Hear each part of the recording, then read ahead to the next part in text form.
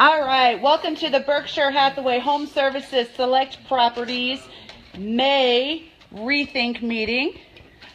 Here we are in our Wing Haven location, and tonight we have a guest speaker, Stephen Ferguson from Berkshire Hathaway Home Services Fox Roach. And let me get this up here before there we go. All right, Stephen is on. All right, so Stephen is a National REthink member with our very own Kyle Hannigan, and he and Kyle were both a major part of the most recent white paper. This one titled Creating Leads Through Technology, Are Real Estate Agents Behind the Digital Curve? So we're going to kind of dissect it, and Stephen, you can kind of take over and tell us a little bit about your background and the market that you are in. Hi everyone, Ferguson from the Philadelphia market. You can hear me okay? Yeah. Yes. So from the Philadelphia market, downtown Philadelphia, Center City.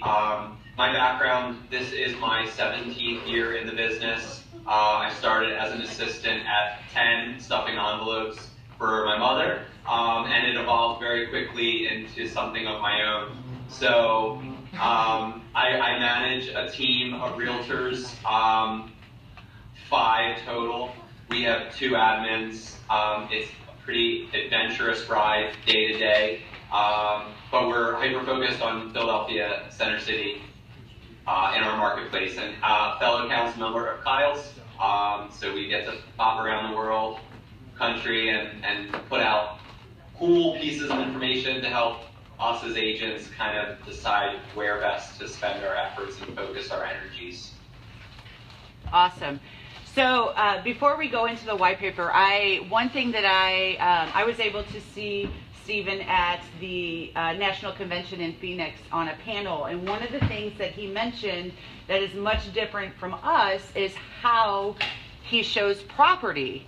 Where here in St. Louis, it's either I'll meet you at the house or hop in my car and go, and something that is not unfamiliar in your world in Philadelphia, which I thought was very cool. You want to tell them what that is? Do you know what I'm talking about, though? Yeah. You said it's not. Yeah, I know. Yeah. It's just my particular market is hyper-focused on a specific zip code, so there's a lot of business to be had in our market, and I keep it very contained. So I basically walk to all of my appointments. I could show 10 properties within one building. So it's just a little different. I don't remember the last time I've seen my car. I saw you filling up gas the other day, though. Is that the first time I did fill it up with gas, and that was Spartan. It was. Oh, I was confused. I was like, Stephen didn't drive. I was in the passenger seat. And You got it, yep. Okay. That's funny. All right, so Stephen, what inspired the council to write this white paper? I mean, I think we're just in a marketplace. We're in an age where we're inundated with social media consumption. We are bombarded with posts and redundancy. And I think from a council perspective, it was just how can we, where can we, should we be doing something different? Are we missing the mark? And I think as an industry, we're probably missing the mark. I think, historically, we have a lot of hats to wear, and we have a lot of tasks to do.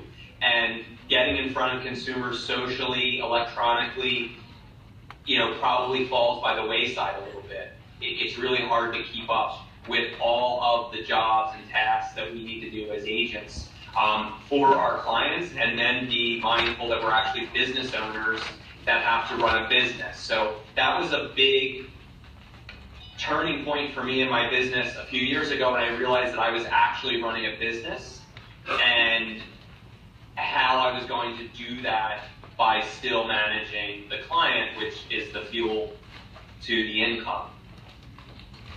Sure.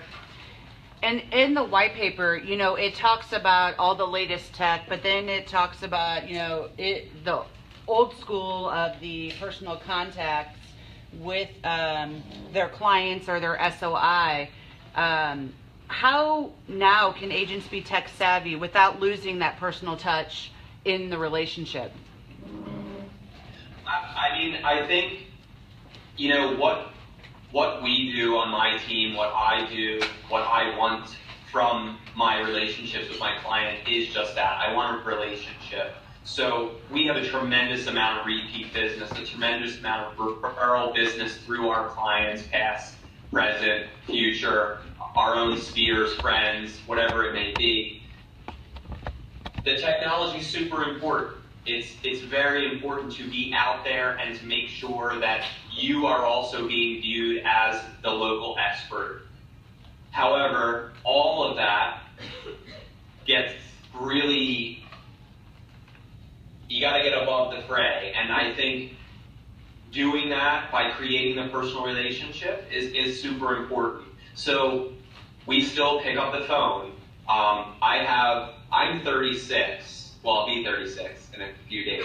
But I am older now in this business. I used to be the youngest in the crowd. And I have millennial, 24, 25, 26-year-old agents.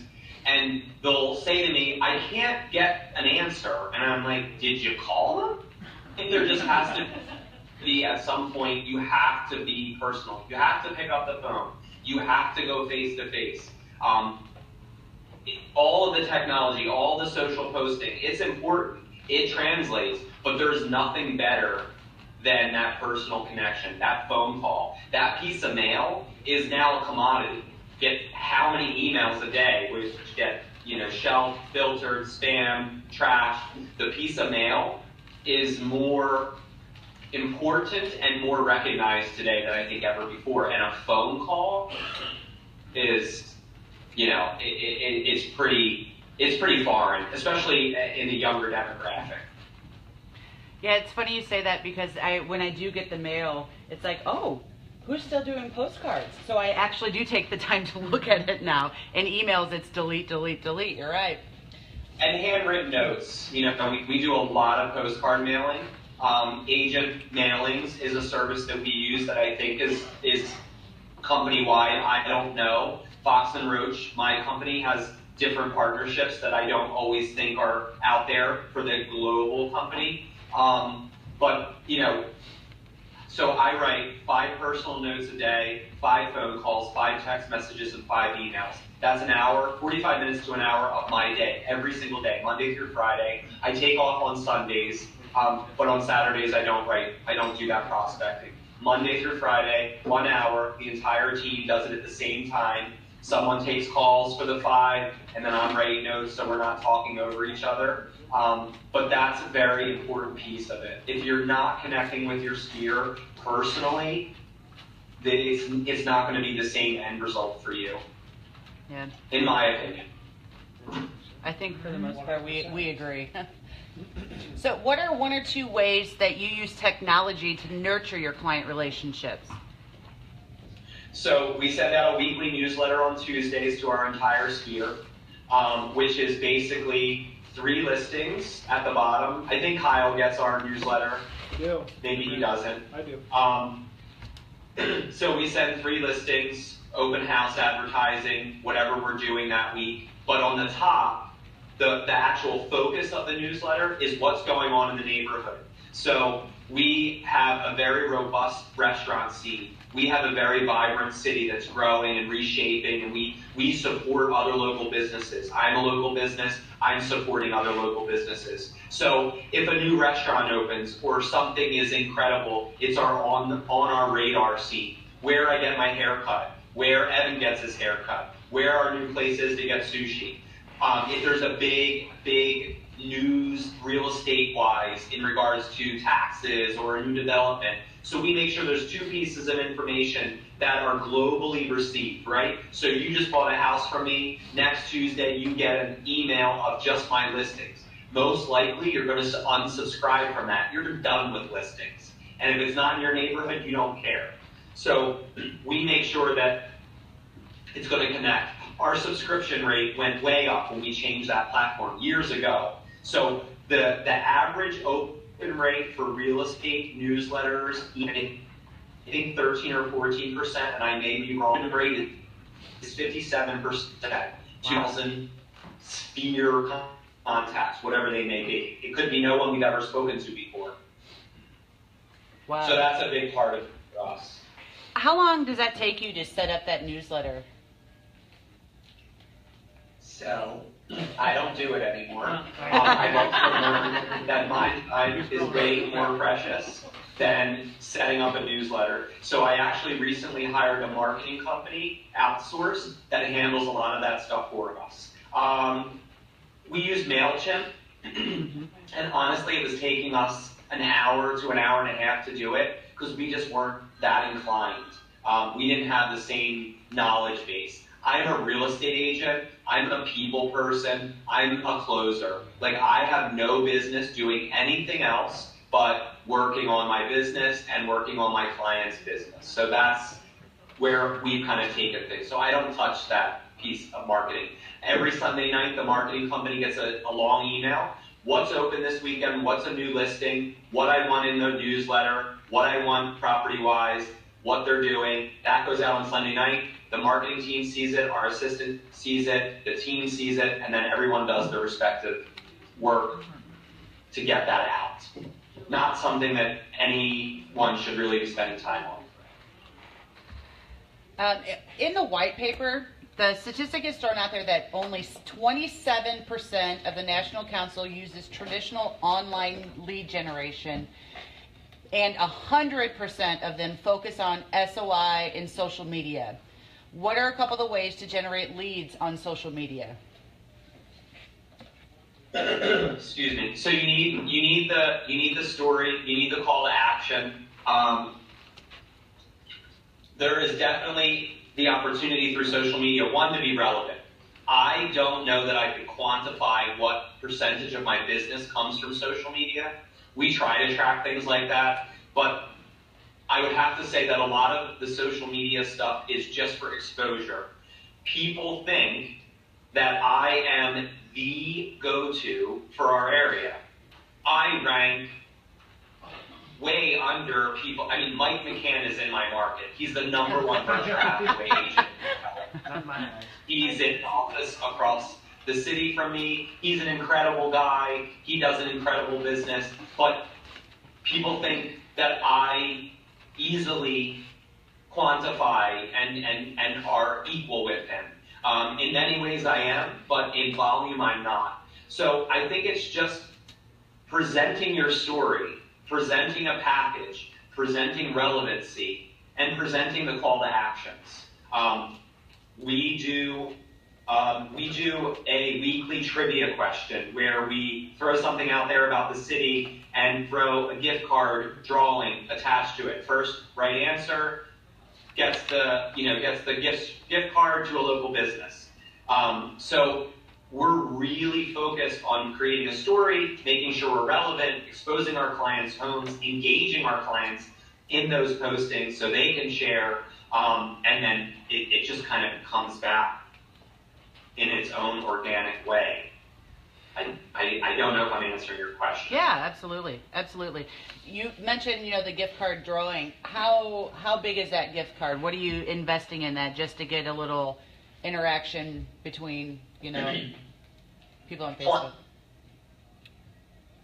$25 to a local business a week. Always a local business?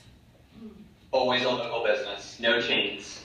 Is that something that you have maybe like a little agreement with them where you can work up a deal that maybe agents can, I don't know, talk to Masas and right next door here and say, hey, listen, this is what I'm going to do. At least, once a month I'm going to put this out there. Do you have any agreements like that? So, no, because I will not discount, so I will never ask anyone else to discount their service or their fee. I do not discount anything. So my best friend's my dentist, and when I go, he's like, no, it's cool. I'm like, no, because when I sell your house, It's 6%. That's awesome. I don't ask for that discount. I think that does. Fantastic. Most of the local business owners are my friends, and I'm just so happy to be able to collaborate and promote their business too. I love that. I love that. So agents are always trying to keep up with the millennial way of thinking. You know, we've all tossed it around. It's all over the media, the millennials, even when they're not millennials themselves. So in the white paper, you state that it's about promoting your youthfulness. What do you mean by that? And how can you promote your youthfulness regardless of your age? Because you're no longer youthful now, you stated. It's a real revelation stuff. I mean, I think it's just promoting a youthful vibe. You know, youth is relative. What it comes down to is being almost, I say, hip to the game. So I got it. I know what Snapchat is. I don't really like to use it, but I know what it is, and I'm going to make sure we're out there. If it's not something that I'm able to do, I'm going to find someone that's going to do it and make sure it's promoted in my voice. The youthfulness aspect just comes from, I think, your energy. I don't think that there's many real estate agents that don't have energy. They, in my opinion, this business keeps you with it, hip, young, you're in tune. So when it comes to promoting the youthfulness, you just want to make sure that you're relevant. I don't even know that it's youthfulness is the true, defining term. I think it's relevancy. So being sure that you're in front of the right consumer, the way they want to be exposed is very important. We have clients up and down the spectrum. I am 36, Evan's 24, Paul's 30. I deal with clients from 21 to 81. And it's very important to understand how that customer is going to respond and how they are going to want to be communicated with. So it's just knowing all of the portals and knowing how to match your style with your customer, regardless of age. It's just matching your style, making sure you're relevant, making sure you look fresh, and you're aware of the trends, and you're aware of the market. Is not necessarily the right adjective, in my opinion. It's relevancy. Okay. So in real estate, I think there are some young at heart agents who are, the technology and everything has advanced so much in every industry, but especially real estate here, we have some young at hearts who haven't quite embraced it yet. So for those agents out there, at a minimum, what do you suggest for them to, at least you need to be doing this, or you need to, if they had to focus on one thing, what in your mind that you've been successful with that you think that they should focus on? I mean, I think it would be best to find one social media platform that they're comfortable with. I think we can all agree Facebook is paramount. It is still the top, widespread, reaches all ages. Anyone that's on Instagram actively is also checking their Facebook page. Someone that's never touched Instagram most likely has a Facebook page. So I would say that from a social media aspect, just leverage Facebook. Leverage that social media platform. If you can, hire someone, interns, high school students. We have a team cloud share, so I'll take pictures all throughout the day and send it to the team cloud share, and it's not always me that's posting and curating these posts. Our team is sharing that content and putting it out there in their own way. When it comes to an agent that's young at heart, being mindful of the growing evolution of just our world, not only our business. Just making sure that you remember that it's just not about you. There's a consumer out there that has just a different vibe and identifier that's going to draw them in. And being comfortable enough with the technology and never ever discounting your knowledge of the technology, never, stating, oh, I can't figure this out, or I don't know how to use DocuSign, or whatever digital signing platform you use. It's making sure that you are, again, relevant, and not, separating yourself from the consumer, the growing consumer. And again, going back to your relationships is important. It doesn't really matter. My social media stance does not matter to my clientele because we have such a bond. A bond that's in my 17th year is really hard to keep up and harness.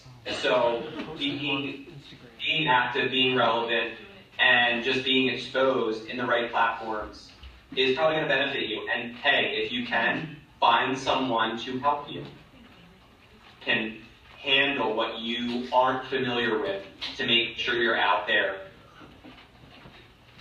where Great, great. So what are the top apps and programs that you use daily and would recommend to help foster relationships or attract new ones? You're super important. I don't know what one you're using. We have one that's built out through our company through CoreLogic. It's fine. It's fine. We use it. Some people say like JRM, they're gonna steal your contacts. Whatever. Like, it's free. We use it. It's pretty robust. It's actually pretty cool. But all CRMs have limitations. All CRMs have limits. So it is what it is. But I think, making sure that you have one and that everything is up to date in it is super important. Apps that we use for our clients,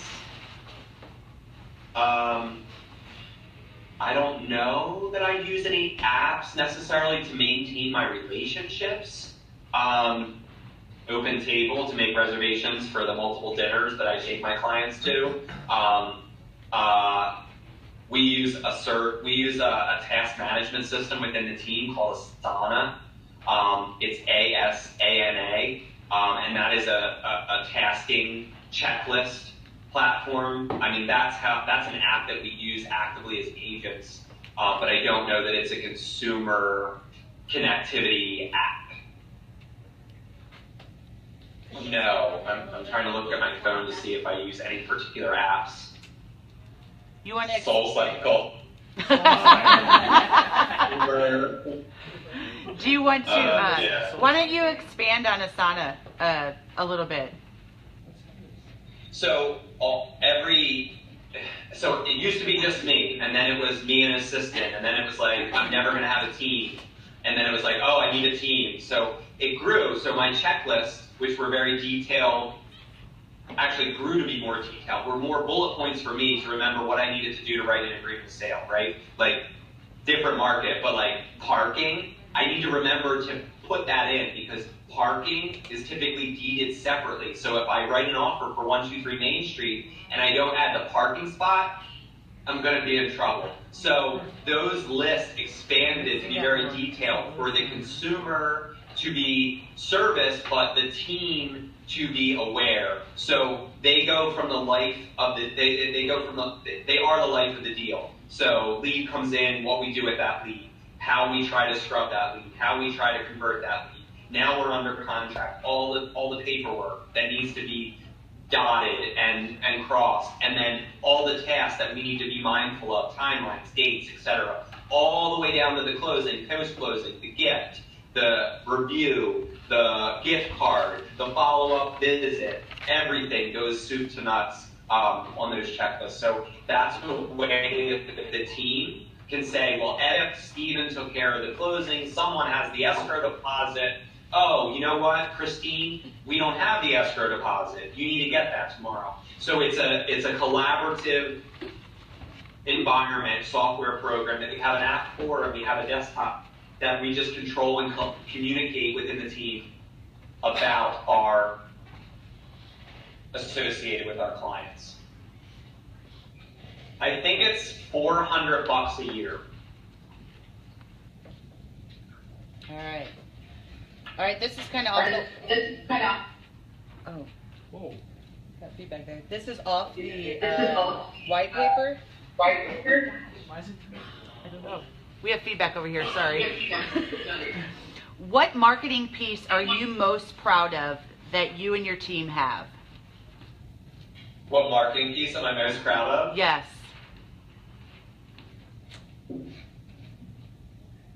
Like, this thing is gold.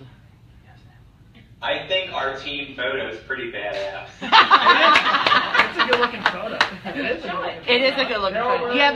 You have it where you can show it on the camera right now? I'm sure I can find it. That's all right. That's all right. And I got it here somewhere. I'm so comfortable. So you guys, we will open it up to questions now, and anybody on Facebook Live, look at that photo.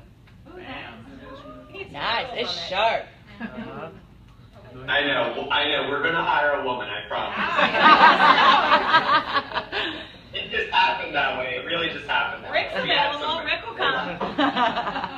So we'll open up for questions. Anyone on Facebook Live can go ahead and type in a question also. And if you have a question, make sure you speak up so we can all hear. Go. That. Is the weekly newsletter, is that an e-newsletter or is that something that you actually mail to your contacts? Is the weekly newsletter an e-newsletter, or is it something that is snail mailed to your contacts? The weekly newsletter is an email blast to our sphere every week. Every 45 days, we send a paper mail piece that's done by agent mailings that goes and hits the mailboxes for all of our sphere.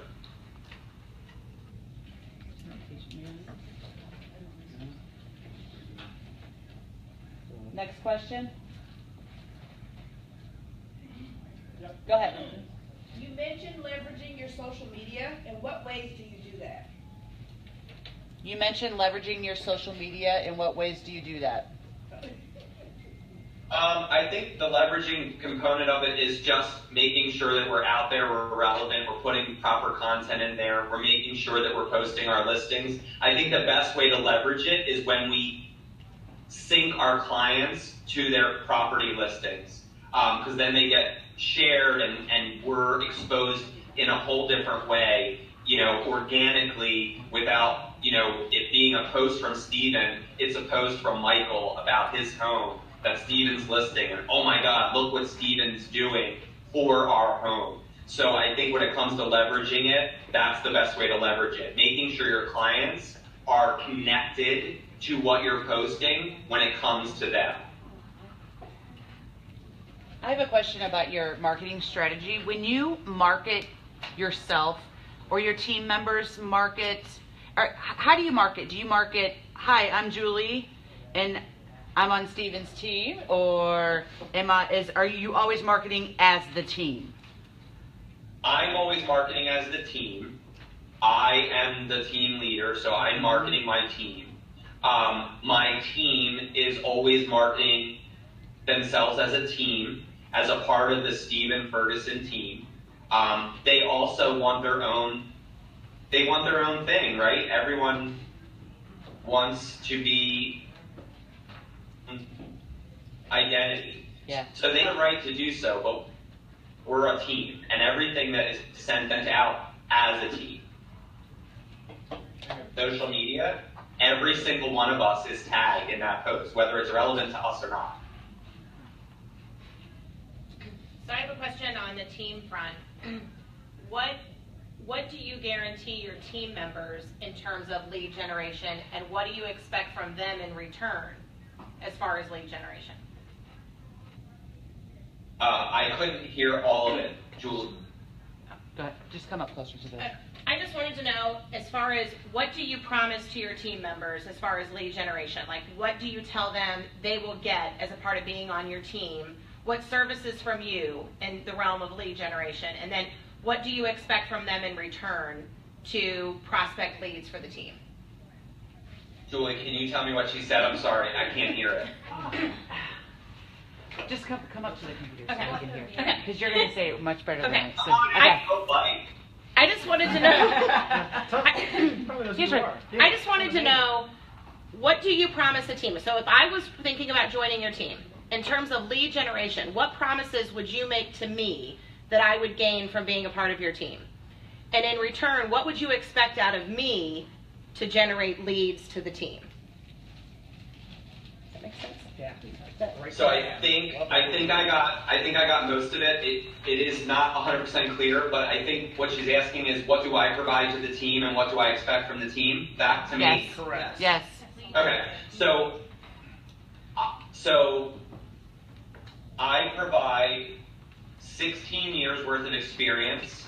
I provide 16 years worth of backbone. I provide 16 years worth of my relationships. So when they have a problem or someone's not calling them back or whatever the case may be, I get brought into it and I pick up the phone and I'm like, yo, call my dude back. What's the problem? What are we doing here? So that's one thing that they get from me. I am fortunate enough to be able to also provide them with a tremendous amount of buyer leads. I no longer am a buyer agent. I needed to take my life back. There were some things that changed in my life, some things that happened in my life about a year and a half ago, and I was like, this is bullshit. If I'm going to work like this, I'm not going to do this anymore. So it was a change and a shift. So my buyer agents get leads, solid leads. Not only do they get Zillow cold leads that they have to cultivate for a year to 2 years, and they know how to do that because of me, because of the systems I put in place, because of the detailed client marketing plans that I put in drip email campaigns that are done. They're custom. They're in our voice. They get all that backbone. They get their assistant that I provide to them. They get no one in our company, in our network, in our business will ever shortchange them when it's realized who they're aligned with. And that's what I provide. They don't only get leads from cold, they get my actual buyer clients that I'm like, I am not doing this. You're going to do it. You're going to get out there. You're going to show them the houses. I'll come back in the mix when I get a nice hefty portion of that split. Expect back from them. I expect loyalty. I expect trust. I expect them to work the leads I give them until they're no longer workable. I don't foresee a problem with them. I don't want anyone on my team to leave. I don't feel like having a revolving door. I need them to stay. I need them to feel like they're a part of something, not fueling my fire. And by creating the relationship and by creating the dynamic that I've created with my team, I'm pretty certain that I've got them for the duration of their career. Anything's possible. Anything can change. Someone once asked me, but what if they leave? They are not me. They will never be me. No matter what they take from me, it still is me. I am going to reinvent the wheel every chance I get. I am going to trump anyone I can with my marketing, with my presence, with my business savvy. It is never a problem, but I am providing them an opportunity that I never had. I started in the business. I took over my mom's little business. It wasn't anything major. I made $31,000 my first year gross before taxes. I won't even say what Evan made his first year. It was impressive. I was shocked. And I had to say it to him because he's a millennial and everything should just fall at his feet. But I was like, do you know how like freaking amazing this is? So I am fortunate enough to provide them with a business that they can run with on their own. I want them to have their own business. They cultivate their own leads. We're a team, and that is first. We are a team. That is first. I want them to have everything that I have and more, and I want them to get me out of this business as quickly as possible. I'm ready to retire. Hey, Steven, what's up? Hey, buddy. Hey, so to piggyback off that, so that was Kelly Bamer, by the way, one of the Bamer members that asked that question. So you're in the presence of other greatness, too. Anyway, so more for the teams here, though. So how do you go about actually giving up one of your leads? Let's say it's a good client of yours. You know, how does that transfer from you to your buyer's agent? Do you sit down, do a consultation together? This is mainly for the buyers, I think. You know what I mean? So when you're going to give up a buyer to one of your team members, how was that transition? How does that happen usually? If you would just kind of go over that a bit. The Zillow leads and the people that don't really know me, that's easy, right? They don't care. But every time they follow up with that first inquiry, the inquiry responded to something that was linked to me. Now, they may not remember because it's Zillow, so they may get 15 phone calls. But when those type of cold leads go out, the team member sends an email and says, "Hi, you reached out to Stephen Ferguson and I, my partner. I wanted to touch base with you to see how we can help you." So it's a collaborative team event. They're dropping my name in case it is going to register. We don't know. When it comes to my own clients, that was a learning curve. 4th year with a team, like solid team members. Learning curve for me to understand how to do that. I wanted to quickly push people off because it was to be represented by Evan or Paul, be represented by me. In a way, you know, I just wasn't interested. I didn't feel like, you know, running all over the city to understand where to move. And then, Hold on. Right when he's talking about it. Keep that picture for him. Hold on. Steven. Is the bandwidth here messed up? Oh, here's my phone. Oh, hold on. Oh, no. Son of a... Hold on. All right, so we are going to have to... We're going to go back in, see if he's there. No. That's not good. No internet connection, Nate. Or Nate. Is internet down?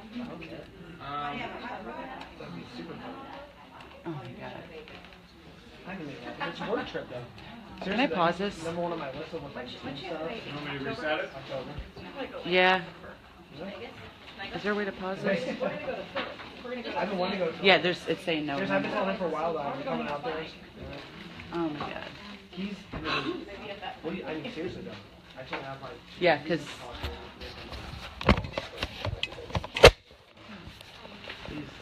All right, hold tight here. I think I want to pause.